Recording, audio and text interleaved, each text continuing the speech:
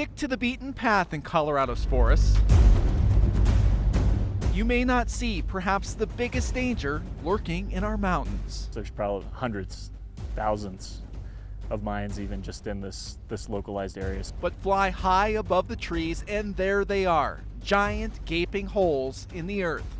These are abandoned mine shafts, and there's about 23,000 of them spread out all across the state. If you were in a hurry, riding an ATV, something like that, you could easily end up in something like this. Last winter, a 15-year-old did end up in something like this. He fell about 100 feet when his rope snapped while trying to rappel into this old mine near Golden. So this is the feature that the kid was rescued out of. That mine shaft has since been sealed up. You can just see the rock fall since we put in the grading here. One of more than 10,000 the state has closed off since 1980. It's difficult work.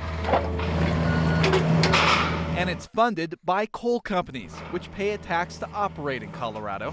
Our state's inactive mine reclamation program is one of the most successful in the country. About 300 mines are sealed up in Colorado every single year. In most cases, that means a culvert is installed with a grate across the front so no one can get around it or walk inside. But it's often 2 steps forward and 1 step back. An entrance is discovered almost as often as one is sealed up. You'll find them all over the place. You know, we'll be walking around looking for mines and we'll just find new ones. Levi Hamer works on 50 to 100 a year. Yeah, there's my tent. A project like this one can last months. There was 46 on this job, and then there's a whole bunch over on that hill and behind us that are gonna be on another job. Mines near urban areas often take priority. That mine a teenager fell into is just a short walk from homes and a busy interstate. It's all visible from just about every road around here, so it's easily accessible. And as the soil weathers over time, new entrances are constantly emerging. This wasn't here, I think, about a year and a half ago. Mike Mussler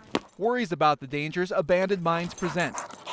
His dog Ozzy fell 40 feet into a shaft right near his home back in 2013. There were 2 skid marks going over the edge of the snow. Ozzy survived, but many animals and people have died. Unless you're right on top of it, you probably wouldn't hear somebody calling for help. Prior to 1980, before Colorado's inactive mine program began, the state was averaging about a death per year. Even if you're not killed on the initial impact, you may stay down there and starve to death. But progress is being made.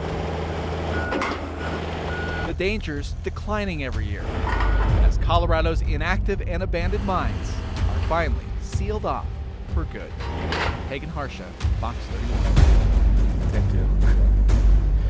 Yeah, rock conditions can be pretty bad. After 100 years. Yeah.